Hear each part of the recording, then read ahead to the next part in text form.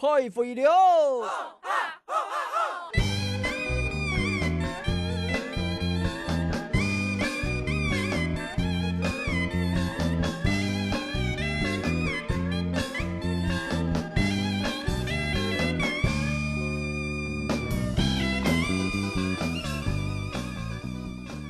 观众朋友，大家好，欢迎收看《村民台飞》，我是陈明珍哦。今日《村民台飞》行业你马上升级做台湾第6度的桃园烟哈，也安尼算桃园烟啦哈。桃园烟的评审师哦，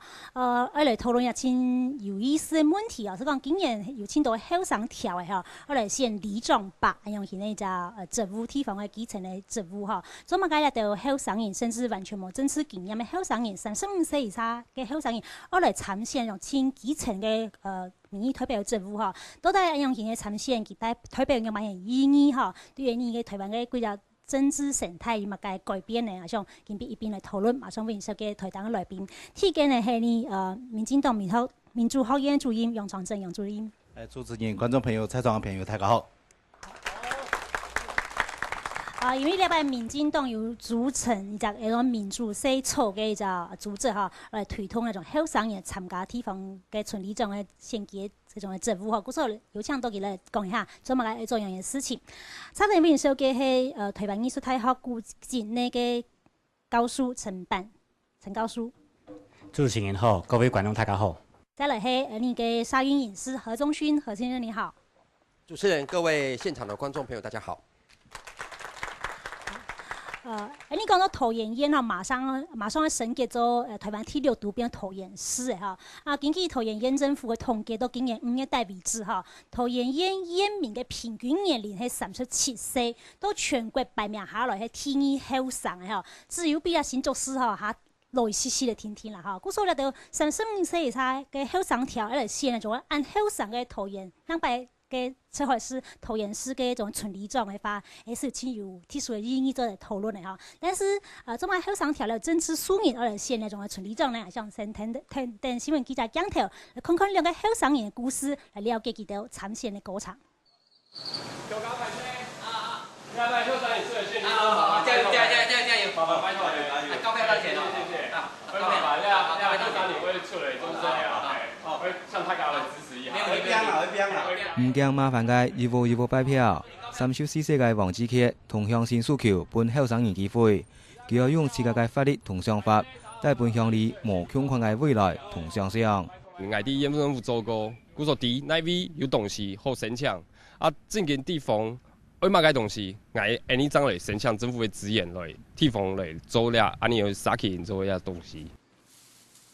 喺重要时间嘅王志杰做过4年嘅县府约雇人员，当了解行政业务，同时也参加过社区总体研讨、法律创新，就系佢礼拜参选嘅主措。不过面对其他两届世事较大嘅对手，无论人脉同地方资历拢较书面，所以王志杰嘅竞选节奏必须更加积极。你后生年系以前第2位，这自己他嘅人生，不过多睇自己年爱去爱要读书，县政府做事，还是有啲无下两边。故说他最后的时间还要较辛苦啦，因为偏位的人，因为我哋在离喺凭证天你太离，系故说只有较多地方，只有多偏啊，本大家来认识咧在后生年。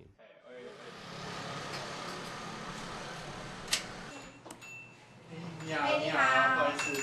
我是中央里长候选人周佩宏，今年要出来选里长，再拜托你。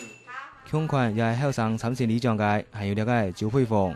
之前做过里长处理，时间久了也培养出为民服务嘅热心。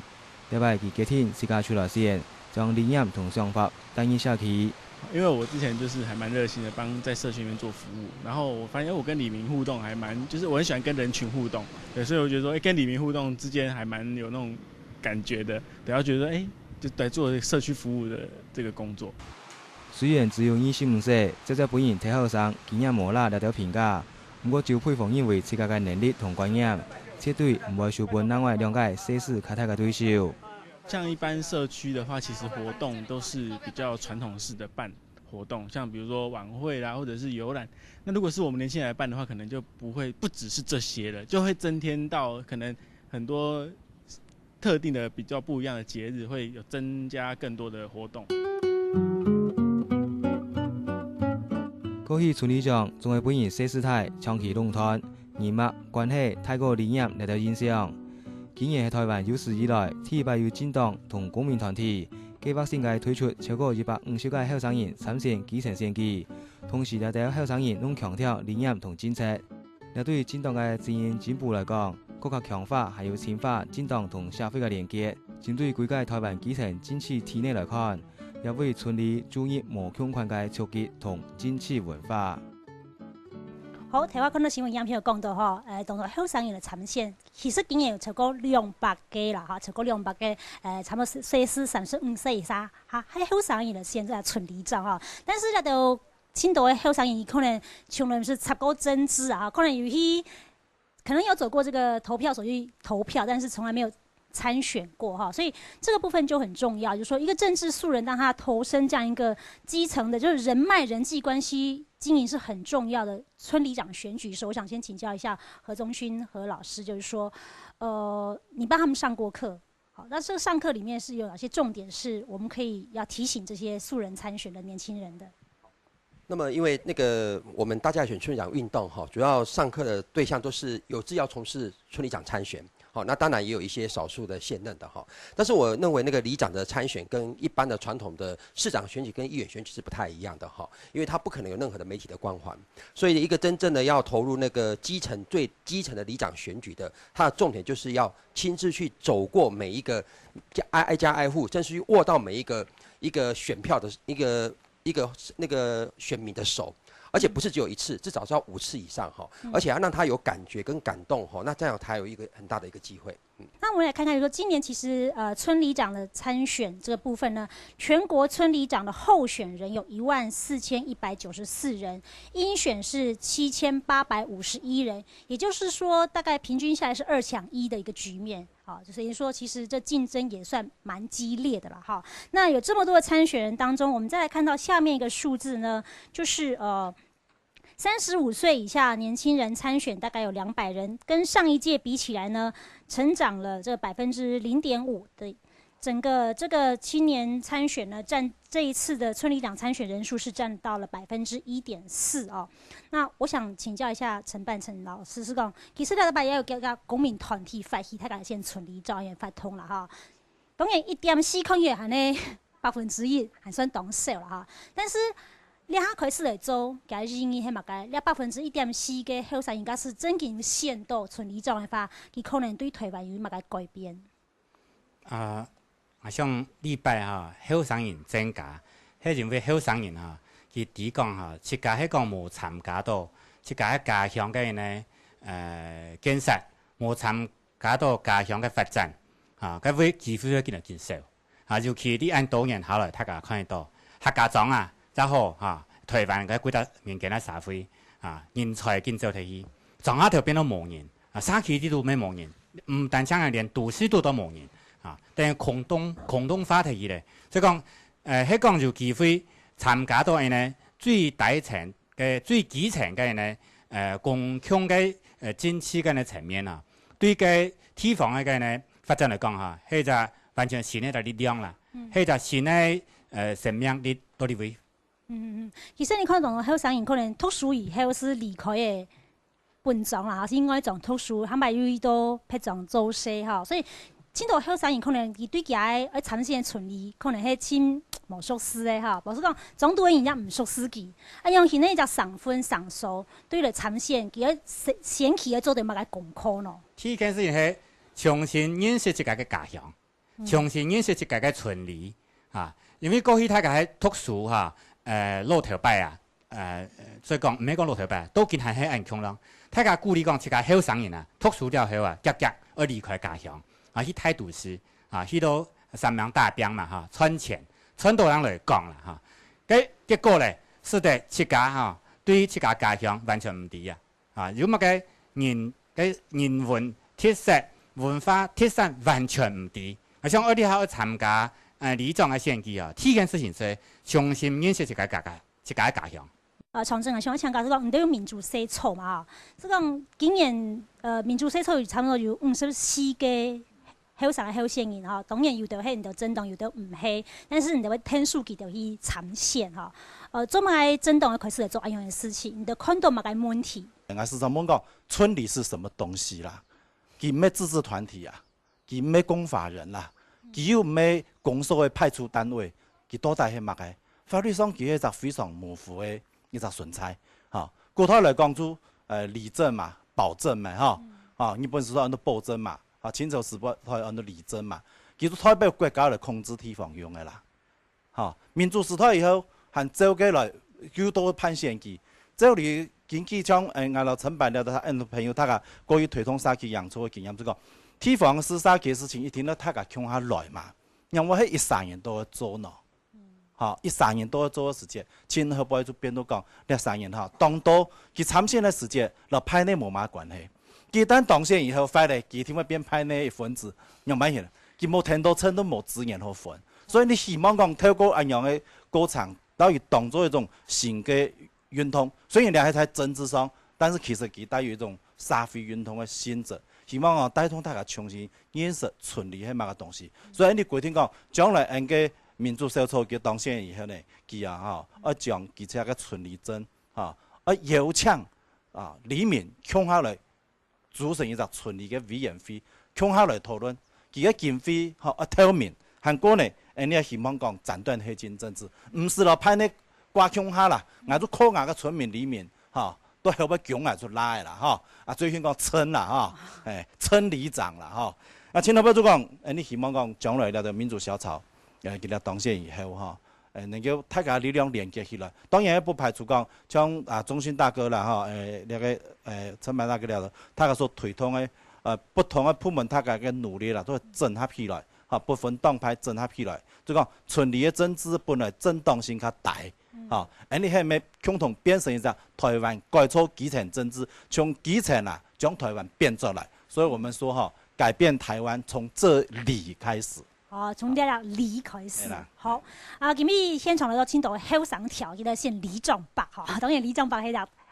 條擺講法，我聽出嚟嘅後生條現在開始變到李壯40個嘅嘛是講李壯40幾李壯幾，李壯妹沒有可能啦當後生好，那想先來請教一下您嘅我們現場的村里長的參選人啦做乜嘅參選？各位鄉親好朋友，大家好。喺下屆後生嘅子弟王家琪，叫誰？24歲。所以你擺票時讀到80歲100萬人講，我最終係神馬了。錯啊。做乜來參選？我覺得我參選的動機，第一是我覺得從里是一個國家，我覺得對政治的基本的單位。那我覺得以年輕人你要去改變什麼政策，我覺得對我們來講是太複雜了。那里是最與我們民眾最直接的一個相處的一個方式。那我覺得參選這個里能夠為這個社區做一些新的改變。你會帶給你的里什麼樣新的改變？舉例來說，我像我參加我們里上的志工，或者是里上的發展協會，那普遍的民眾的年紀都是中年以上到老年居多。那像我們這種年輕的，幾乎從求學階段就是在為了學業，然後畢業之後找工作，根本沒有時間關心里上的活動，都在各地忙自己的事情。那可是這個里其實是與我們生活息息相關的。我覺得我參選的動機，不見得說是我個人的利益或是什麼，我覺得是一個拋磚引玉的作用，就是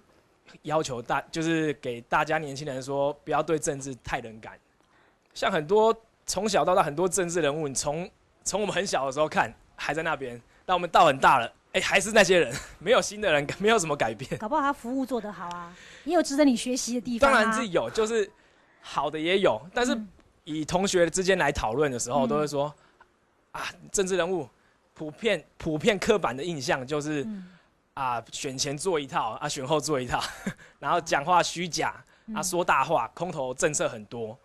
那所以我們對政治其實都同學們就說你為什麼要去搞這個？你會不會變成像他們一樣？那我希望說我可以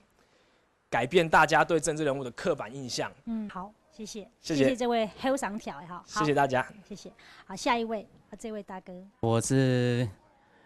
仁德里的林俊南，然后我参选的动机是因为我平常就在这个社会看见路不平，我就协助改善，就马路没有铺平，对啊，然后我以这个热忱的心来对这个里内做一些建设，做一些改变。好，我请问一下，你发现路不平的时候，你有去告诉过你们里长吗？没有，我都是自己透过县政信箱在处理。那您的参与，您周边的家人或朋友支持你吗？或者会害怕你会变成传统的政治人物那样子？有给你提醒过吗？是没有了，对啊，因为截至目前为止，就是几乎都是一个人自己在走这个行程。对啊，所以比其他人都还要辛苦一点。对啊，人家都有团队。所以你的里不止你一个人参选。对啊，有4位啊。有4个人参选了。对啊。哇，所以那大概要多少票就能够当选？如果是这4个人参选，500票啊。500票。对啊。好，所以每一票都很宝贵。好，所以起码要握到500双手。好，加油，谢谢，谢谢。好，那还有这一位。大家好，我是俊宇。我这次出来参选这个村里长，主要是因为想要回馈地方，想要对地方付出。因为我自己本身就很喜欢做一些热心公益的事情，所以就投入了这次里长的选举。那你应该参选好人好事代表啊。我想服务更多的人，能够 focus 在我的里，因为我的老里长目前是已经70多岁了。那我希望说，努力不够的地方，让年轻人能够接棒，继续来努力，这样子。你的热忱是从什么地方产生的？我的热忱是从我学生时代，就是参加这个学校的爱心社团，经常去孤儿院、老人院去服务。那因为从这个学生时代所培养出这样子热心积极的心态。那当然，主持人提到说，现在的社会，可能我们隔壁几个邻居，可能住了10多年都还不认识。那在我这次参加村里长选举的时候，我去了解了我的村里的问题，确实是有这样的情况。然后我跟我的里民坐下来讨论，里民是告诉我，大家想要的是什么？那大家的理念都一样，就是希望能够成立我们北门社区发展协会，能够多举办，比如说适合妈妈的。适合爸爸的，还是适合小朋友，还是适合老人家，各种丰富的活动。那我希望能够做第一个，能够抛砖引玉的精神。好，所以学生时代一些社团经验就可以沿用就对了。好，谢谢这位参选人，谢谢。谢谢。我想请问一下何老师，说我们刚刚看到这些年轻人，他们其实都很有热忱，都希望说能够由下而上，这世代上面有一些转换啊，就是说。这年纪大的，或者是已经做了好几任里长的，把棒子交给我们，我们有我们年轻人的想法和做法，可能是不同于以往的，或者像刚刚也会讲的说，其实他们社区里面没有一些组织或团体去办理适合里民的一些活动，这是不是青年人参与政治从最基层去做一些设计跟要求，然后这个东西事实上会起到一定的作用。比如说刚刚我们这样听的3位年轻人里面，我们发现到，其实他们的社区几乎都是那个年纪非常大的里长，不做事的里长，这是非常消极。那这对他们讲机会就非常的多。那为什么这些里长还可以一直选得上？好，他一定有背景原因嘛？因为我像我们长期在观察我发现到说，台湾其实永远我们的政治都是关注在议员、市长、立委跟总统以上，我们对我们很基层都忽略去关心它，等于说我们的政治都被那个电视名嘴给动员了，所以都一直关注在什么两岸问题啦，或者是比较产业问题比较大的，反正是真正切身的这部分反而没有注意到。而且呢，传统的里长大部分都是庄脚政治或者是说有特定政党的支持或者是他就是以热情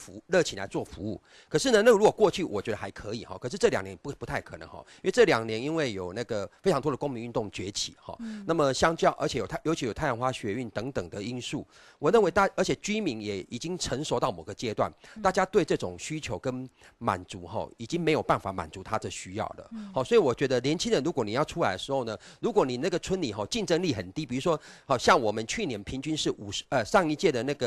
个里长的年纪平均是55岁以上。好，那你看一个55岁的人哈，其实如果以现在他是55岁以上的，他会使用高科技能力，绝对比不上这些年轻人。好，那现在很多里能够做的事情也都被1999替代。好，当然有些县市做得好，县市做得不太好，所以里长能做的事情哈，其实如果我们去注意那个地治法里面的制度，里长能做的事，里干事都本来就是里干事在做，所以里长跟里干事的业务是重叠的。然后呢，社区里长可以做的，社区发展协会的理事长也可以做。好，所以你会发现到说，可是呢，里长能做的事，里干事就可以做啦。而且里干事公务人员，那么有些社区发展协会做得更好，也比里长更好。那这样的话，你看一个里长能做什么？那这样的里长还要领1个月4.5K。那个根据地治法，它不算薪水，算事务费。可是如果你不做事，就是属于你的啦。好，所以你看里长呢又不是公务人员，然后呢他又不是那个公务人员，然后他又不会受很多规范，所以我认为一个里长对我们公民团体来讲，他就应该要提升，把一个里当作是一个城市。或者是一个国家来治理，那这样的话，他的思考点呢，因为毕竟里长是民选的，社区发展协会并不是民选，里干事是公务人员，所以这个里长的位阶呢就要拉高到某个阶段的位阶，那这样他才能够带动整个社区的变化跟革新。好，那像阮陈先生是讲，其实你讲沙抽最重要是聪明啦，但是讲，所以头下你何老师讲到，上一届嘅村里长平均年龄55岁。迄物咧着状况的里面，相对来讲，较综合体系来讲，发现相对年龄的较大。今日把伊接受了后生条一条新的想法，一条较年纪相对较大综合体系的村里面，伊条人，伊条心理，因为把伊透过了因法通重新再操咯。礼拜大家就机会，对他人说讲头摆个呢出来大票二县里长的个大票率啦差不多是。3上4上哦，你遐可能会到7上8上以上啊，所以你遐大家用认为就新嘅媒体，不过你迄种天子嘅媒体啦、天使嘅媒体啊，最利用，所以你人前交流嘅机会，唔係單槍講握手天天啦，所以我握手當衝啫話，還有其他嘅機會，還有其他嘅討論嘅機會。所以你遐本後生就新嘅機會，你做得老過去都學到嘅呢，尤其你遐學到搞遷到民主哦，你上一年生、2年生開始要先出班長，要先出乜嘅長，嗰些民主啊。學到裡面還有小市長嗰啲縣。所以你從學到時開始學要民主，因為你遐學到嘅民主嘅財條嘅能力啦，比如你民間老百姓嘅民主嘅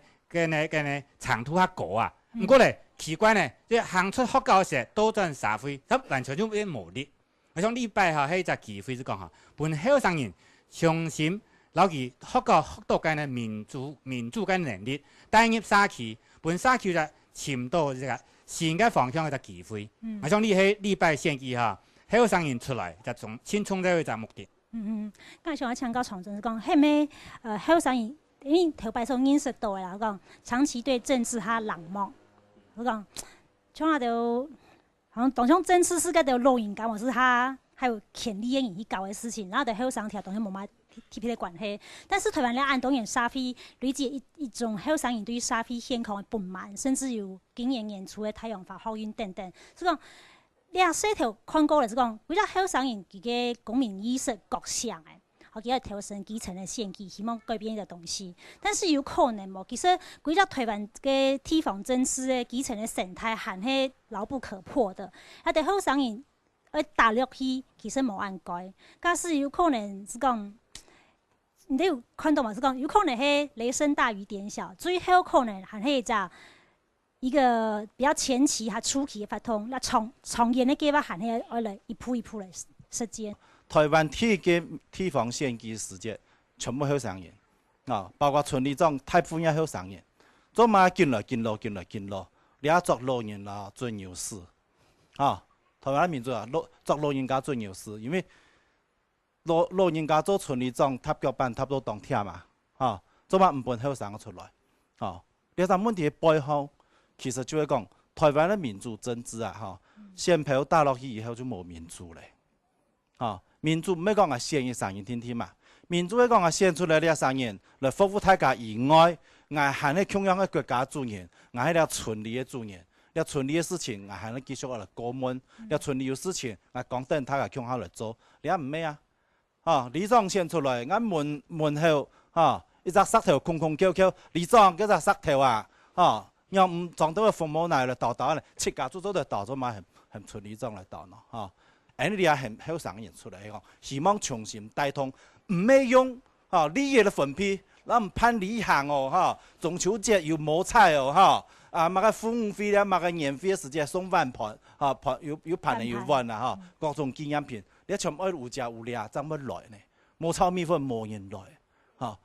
你去家地方的事情，做嘛个个小恩小惠用数买的咯，所以你台湾的基层政治啊，长期已经习惯变成一种利益的搞法，哈，别用数买的方式，哈，连呢没有拜出政府来付出，个政府冇付出，你都冇拜人民呀，系冇，哈。所以你非常奇怪的时代改变吼，你开始呢，我讲啊吼，其实係批判自家的吼土地啦，吼批判自家的土地啦。所以咧，后生人提出来就讲，希望将个本来的精神侵到进来，用新颖的做法去做，吼。但是你也面临就讲老的方式经营下来，他个将村里长当作人情世故，跟人情世故做研究咧，跟人情做案都本咧，吼。所以呢，就会去当选。好，所以佢做当选，礼拜做嘛係拜机会，因为咧第一摆啊，老县市长恐吓县，特别单县村里长嘅时节，都人情世故张县嚟呀，平常忙线机嘅时节，唔来嘛，服务过要乜嘅礼数嘛，平常冇做惯要唔是出来县啦，但是礼拜县嘅时节，因为县市长恐吓县，那么参与投票嘅人啦，就除脱人情世故买到以外嘅人一出来啊！嗰個呢，加油規則嘅政治氣氛，討論國家較重大事務嘅時節，帶動大家用較嚴肅嘅心態來看待講我嘅村里嘅事情，佢要安樣啊？國家安樣做，跟我村里安樣做。所以县民呢個時節，佢嘅思考，然後平常過去縣村里長完全人情世故嘅思考會冇重要。也就講县民嘅結構啦，县民意識都冇重要嘅。你希望安樣嘅情況之下，較後生一輩啊，能夠來接腳來推老人家來踏腳板為呢個社區來重新來打造所以整件本社區本村里村里唔係村里天天，村里出呢個社區嘛，村里出呢個事情嘛所以新嘅村里長係咩？帶通還有能量本，他講得嚟做。好，其實唔單止後生人投擺一種冷漠啦，其實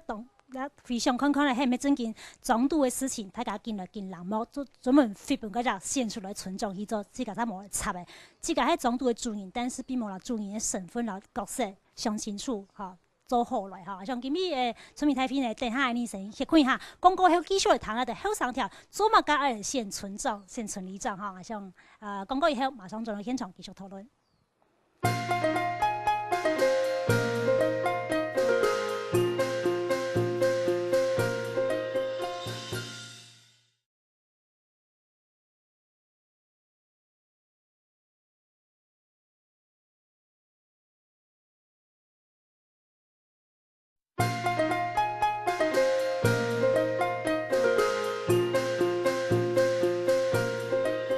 村民太平嘅節目現場今日來到全台灣第一後生嘅討論員嚟討論後生條嚟縣村里長嘅議題像呢時間我搞俾你嘅現場嘅後生條嚟參選村里長嘅嗱講下做乜嘢嚟參選呢種嘅村里長面對討論事肯把選舉做出好事嘛變成體力度，係咪有一條新嘅希望、新嘅想法？哪個好了解？我個人在桃園已經生活了44年。那我一直在想的就是说，除了政治上我们的人口数已经到达升格的标准之外，我们其他的人文关怀的部分，跟我们交通建设，以及我们的运动设施的硬体的等等部分，我觉得并不是那么的足够。而且在这2年土地房价都飙涨得这么厉害的时候，那我自己的选区是在中坜市信义里，是位在后火车站的地方。那这个地方呢，它是一个文教跟住宅的一个地区，所以房价高，地价高。那我看不到真的还有空地可以来新建我们最基本的里民的活动中心。那我们就可以看到说，现在整个桃园县的一个建设都在航空城这一个部分。那我不晓得未来的市长当选人，他在施政的部分，他是不是会把整个人文关怀跟地方基层的一个建设作为他施政的一个角度？那像我们可以看到台北市每个乡镇每个区，它都有一个那个人民的那个活动中心运动中心。那这个是在我们13个乡镇市里面来讲的话，是真的非常欠缺的，是这样子。那我会希望就是说，未来的市长当选人，他在施政的上面的时候，可以有一些的人文关怀跟一个基础建设这一些的预算的一个区块，能够排在我们最基层这个部分。这是我对桃园升格的期待。不要忘记最基层的这个部分，事实上才是人民生活福祉最实质相关的部分。好，那这一位，大家好，我叫岳德。然后其实刚才讲到桃园升格，其实在桃园其实看到最多，其实为了升格，好像为了要建设。那我自己非常有感的是古迹能拆就拆。那之前在帮助RCA 这些受害劳工罹癌，他们集体罹癌，抗争15年，到现在连自己的正义都还没有拿到。那桃园为了升格，底下牺牲的恐怕是这一些古迹，牺牲的是我们大家的故事，那牺牲的恐怕是这些劳工，所以牺牲的是桃园过去为了环境。想要当双北的这种卫星城市，对，我们提供了 RCA 这样一个厂区，就污染了，对桃园造成很大的伤害，人命、土地都有。所以现在我们还要再为航空城再有一次的大的一种。对。所以你担心是这个问题？对所以我觉得里长可以干什么，或者是为什么要出来选里长？我觉得很多时候不是为了要服务，是为了自己。如果你真的很希望说，你家乡的故事能够被留下来，这些老房子能够被留下来，土地不要再被污染。那其实土地已经污染，就是已经蔓延出厂区外了那样，就是好像那个龙凤里那边其实也会是受灾户这样。那我们要怎么能够串联？我觉得很多是为自己能够争一个自己想要的生活空间，否则他拆、他盖、他换了运动中心，牺牲的是古迹。那他把土地卖出去，卖给的是财团，换上了一栋栋的房子，恐怕不是我们这一辈年轻人能够买得起的。对，我们存钱存再久，存一辈子恐怕都买不起。那怎么办？我觉得，如果这个东西你不太想要再承受，那就出来参选。好，那还没有下一位，好，这一位。好，那我就是刚住在龙凤里旁边的里民啊，那也出来参选这个里长。那其实污染很严重吗？对，其实对我们来讲，我们那个就是一个高污染的一个地下水层，所以我们有非常悲惨的一个过去的一个经验。那所以我们社区从那时候之后就开始陆陆续续推社区总体营造这个工作。那其实因应现在的升格，其实我们社区也在担心，就是说虽然好像我们的经费增加了80亿，可是实际上它可能在人事费用占了相当多的比例。那未来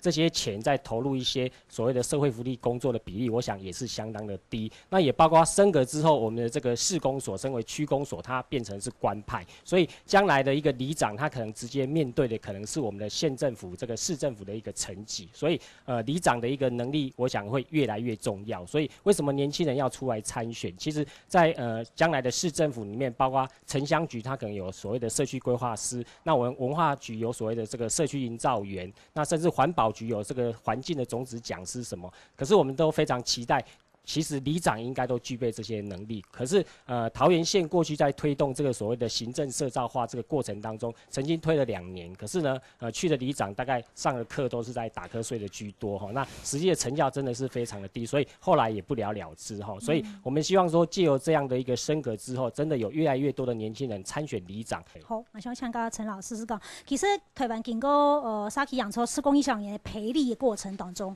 青岛的后生人礼拜来参选的后生人，其实都头摆都可能有参加过沙崎养抽培力的过程，所以其实伊就青岛新的讲，也是用戏剧的方式来讲文化的方式，都会去关心的地方。甲了东西，应用版型本来就沙崎都的民众做在接受，甚至因为讲用型的改变，是实际上真正一只较好的一只改变咯。土城过去迄个工业区啦，工业省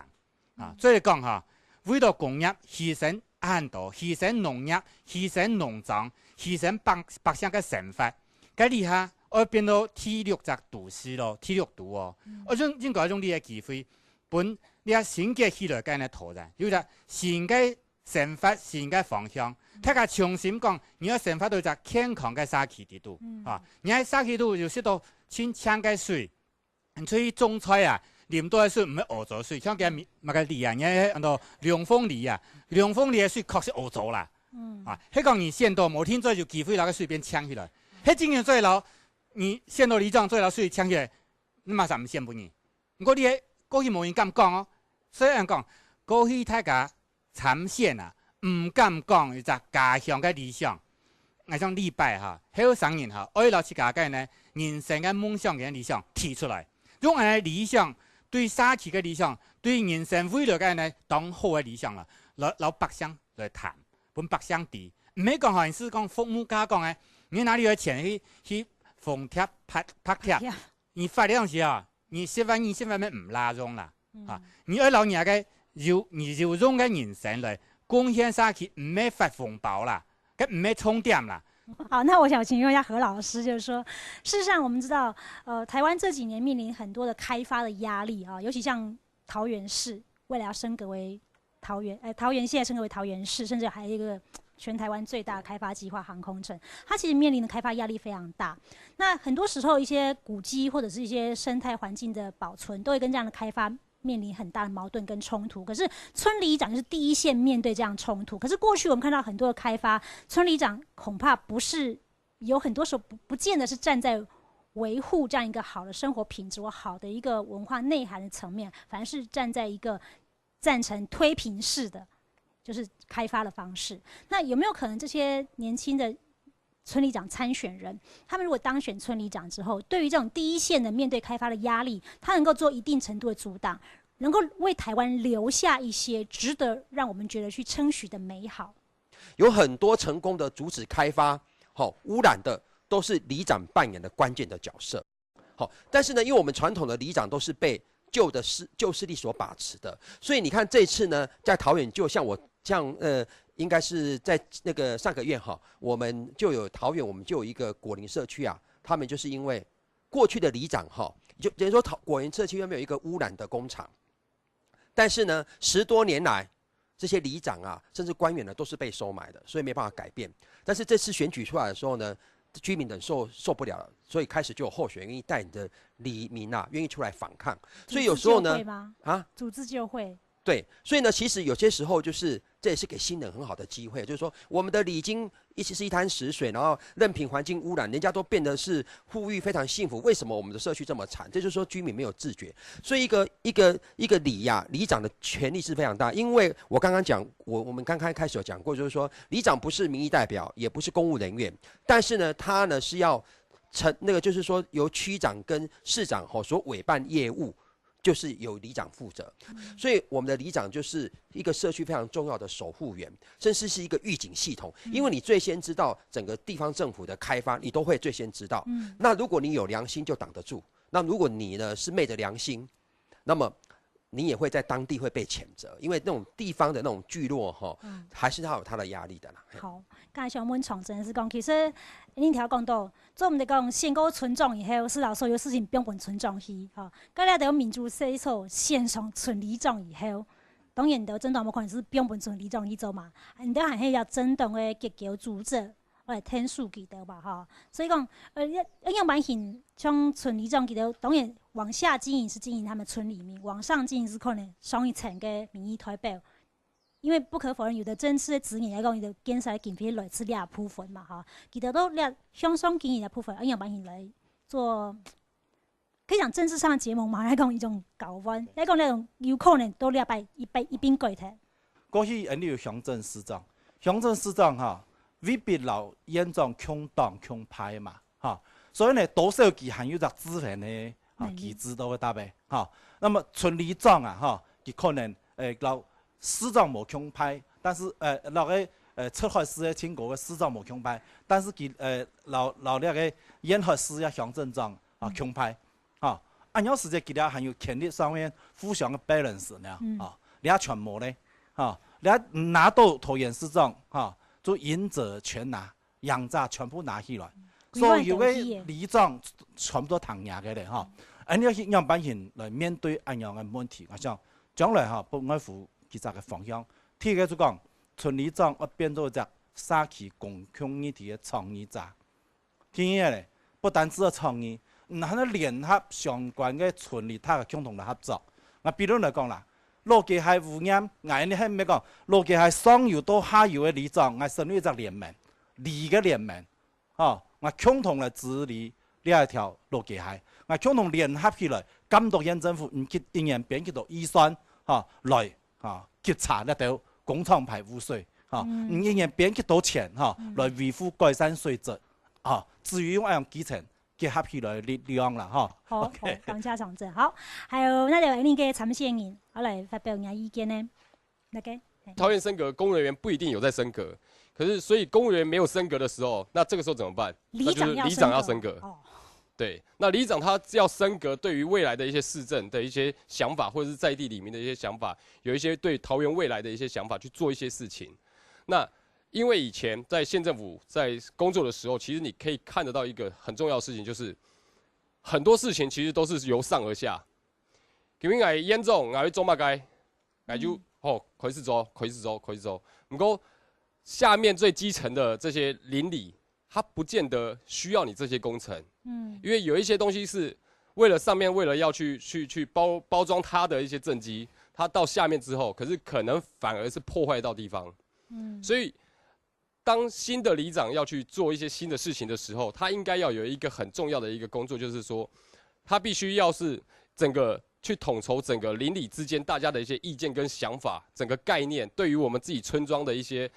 未來的發展是要什麼樣的一個理想。那這樣子的一個理想，我們去跟縣政府說。那因為以前有一個很大的問題，就是我們以前跟公所說，或者是到縣府說，他可能因為政黨的關係，或者是因為莊腳的關係，他可能不願意讓你們下面的這些居民或 NGO 組織有動作的機會。對，那你既然沒有動作，最後我們都會請到合會費、文化部、某就給農委會來申請嘅經費到社區這邊來做一些工作，這樣子。可是，所以我們希望說，就是很多的東西是，希望可以由里長統籌大家所有居民的意見跟想法，然後再由下而上告訴上面的人說，我們這個社區或我們鄰里之間的社區，大家如何聯合起來變成區域型的一個鄰里之間的一個整體計劃去向上去做。唔係講無上言直接輸上頭嘅建設，而係講係聯合我狀況嘅意見以後，然後當佢講我到里需要乜嘅建設。錯。還有那個還有上嘅寫字嘅。主持人好，各位鄉親大家好，我係平南里里長候選人龔佩儀。我只是想說哈，因為我們環境衛生的問題大家都很重視，那為什麼像是蚊蠅滋生的問題，大家都沒有辦法可以就是非常的重視這一塊東西？因為文宣大家都很會做，可是為什麼沒有人正式的去實施這個東西？對，這個是第一個。第二個是我們12月25號就要升為直轄市了，那大家都是很重視節能減碳的東西，然後運動。那怎麼沒有一個非常安全的腳踏車步道？對。所以你認為俺里面需要一個較清強的環境衛生出錯，還個冇錯，市場差嘅步道安全步道，安全步道。是。你的里鄉嘅老人家老細你多嗎？真多。所以呢條安全的步道對伊哋嚟講，運動啊，用帶生意老了都輕鬆。對啊，就像我們親子公園一樣。對，有一個公園這麼優質的公園，為什麼沒有一個優質的環境給我們？因為新型人員來離境以後，只有你嘅鄉親本機會嘅話。好，後生人想法，你也是好，感謝。什麼感謝？我想最後我們就先請3位來賓做一個簡單的回應跟總結了。好，那先從這個何宗勳何老師開始，就說我們剛看到其實有过去比较年轻参选的这些已经是民意代表的前辈，对后辈有很多的这个，当时他是一个比较年轻的市长的时候，其实比较年纪大的里长跟不上他比较年轻的施政的脚步啊，或者说现在我们也看到说有一些是在更上一层的参选的这个民意代表，他们觉得说我们可以在理念上面，我们年轻人大家可以来结合，是不是就是这样子？一次一次的机会，我们慢慢去累积翻转台湾社会的一个公民社会的力量。我想那个世代觉醒非常重要因为社会的进步就是要不断的有新人出来，然后呢，他不断的提出新的想法，然后再改变。那当然在变革的过程当中可能我们有那个100分的梦想可是在改革过程当中可能实现大概是2分3分，但是没关系，当你退的时候，后面再上的时候呢，一分一分慢慢累积，这个社会迟早会达到我们所心目中100分的梦想。那么台湾呢，一定要民主深化跟巩固因为我们现在还是一个非常选民的社会，那我们怎么从选民变公民社会？我想就是要从最基层去做翻转，我们才有改变的可能。所以我很乐意呢，透过这几波的那个运动当中，很多年轻人走出来。那当然可能呢，在过程当中会很辛苦，但是这个过程就是一个很棒的一个学习。我们开始去思考，我们怎么样让我们的故乡更美好。那这样，当我们有梦的时候呢，居民就会跟着我们一起来逐梦。好，那常正，台湾看到母鸡带小鸡也好，来讲其实伊就后生的串联也好，台湾那个正式重启了，不因亲高边是讲用颜色，好用来讲用马来立场意识形态来分偏，但是要看到不可否认，都地方基层县其实青岛世界嘿必须要老真吃嘞，没有种的见面。应该受理嘛，是讲用现在后生人最后还能够回到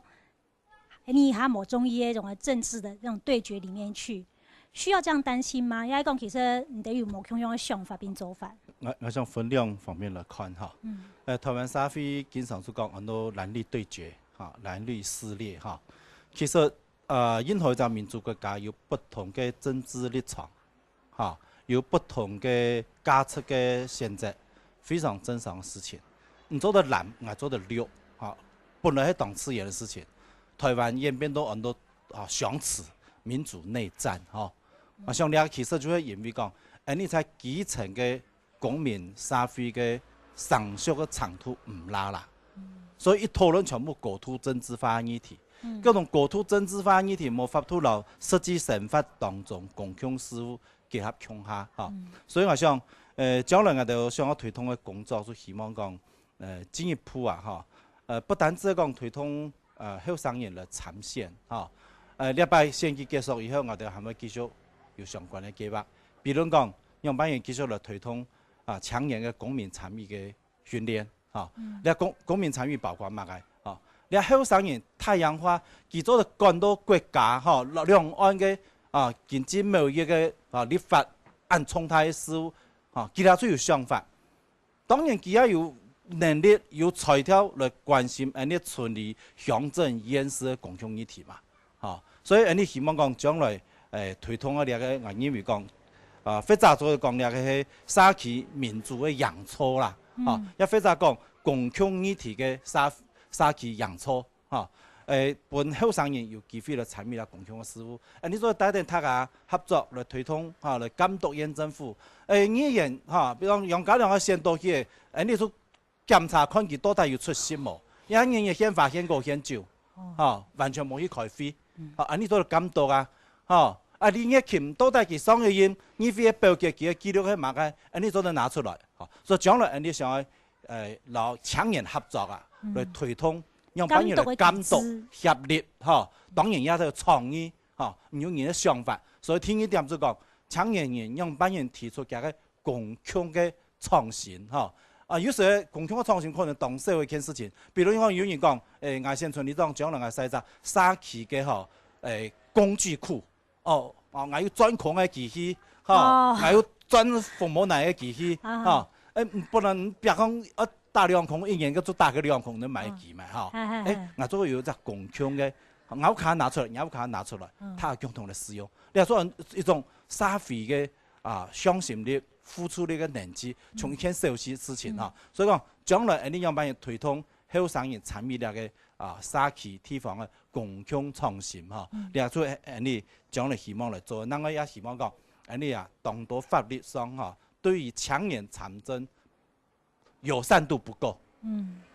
比如講18歲做唔到投票啊，人家16歲做到投票，決定蘇格蘭嘅脫離冇啊，做乜你18歲做唔到來投票來參選咯哈，嗰條選議員20歲選唔得嘛哈。23歲，23歲，做乜23歲當做選議員，20歲做唔到選議員，所以你目前嘅制度環境上，對於青年參選嘅制度環境不夠友善，當然另外一方面就，你聽到呀將呢個參選經費嘅管理啊，保證金，唔係，就講一隻參選人做用幾多錢，像日本佢規定都當然嘅咯，武器對等哦。做我們的軍備競賽啊，你支飛彈，我複加2支飛彈，2支飛彈複3支飛彈，咁現在都變錢嘛。後生人構成了很高的參政門檻，讓班人透過法律的規定，讓參選的門檻降低，限制你做的使用的資源有幾多，有時間後生人真有可能來參政。所以講從呢個社會運動面倡議的參與，佢講提供一隻